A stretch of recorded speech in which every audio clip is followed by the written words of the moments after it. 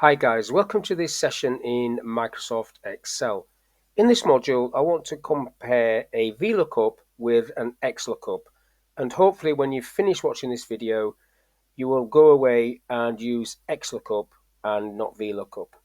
But let's just show you what I mean. What I want to happen here is these number of sales, so that one is 4, 5, 6.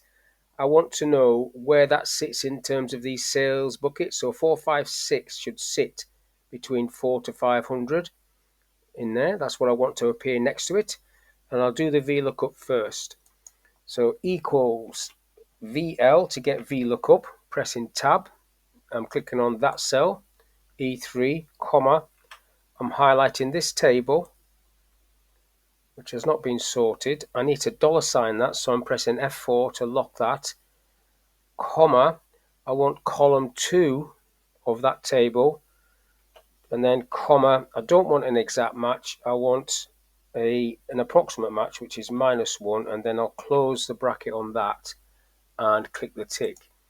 So that does actually put that in the correct sales bucket, but when I pull this down, just double click that down, you're going to get some error messages. So for that one, for example, if I just highlight a couple of these, it's coming up with not applicable for any numbers and things like that. And there's a couple down here that are over 500 and it's coming up with duff information. So if I just highlight that one, because that's wrong as well. Now I could have sorted this and it might have fixed this, but I'm just trying to prove a point here. Now if I do the same thing with the XLOOKUP, so VLOOKUP is bringing back an error or errors in this table. And I think VLOOKUP is quite good when it's just an exact match, but when you're doing an approximate match, this is where it goes awry a little bit. But if I go for XLOOKUP now, I'm basically just going to type this. Now I've called this little list here, I've called it bins, and I've called this little list in this table, I've called it bucket. So that's what I can type there. So now I'll do the XLOOKUP. So now I'll do the XLOOKUP to show you the difference. So equals XL, pressing tab to get the bracket. I'm still looking at this E3, comma.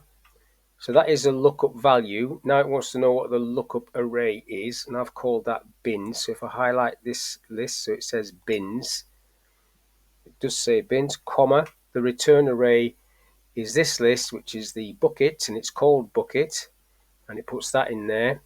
And then comma. Now I could put something in quotes if it wasn't found, like the word missing, but I don't want to in this example, so I just do need to do that comma because I'm coming across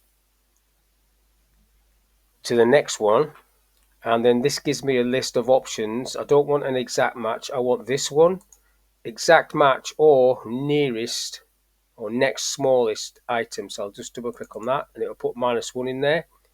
And then that's it, finished. I don't need to do any more of the arguments. So I'll close the bracket on that and then click the tick. And I get the same answer, 4 to 500. But watch what happens when you double click that down. So where before it was saying not applicable, now it's saying below 100. And where it was not saying above 600, it now is saying that. So the XLOOKUP has fixed the error that the VLOOKUP did without me changing any of this table order or anything like that, without sorting it in a particular way. So what you need to be doing is, if you've got VLOOKUPs anywhere, you should be converting them to XLOOKUP because it's a more stable function, and it was designed to replace VLOOKUP and HLOOKUP anyhow. So that's the one that you should go forward with. But that's all I want to talk about in this little video, how you can use XLOOKUP, which is superior to your VLOOKUP. So hopefully this little video was of use. Thank you for your time, and I'll catch you on the next one.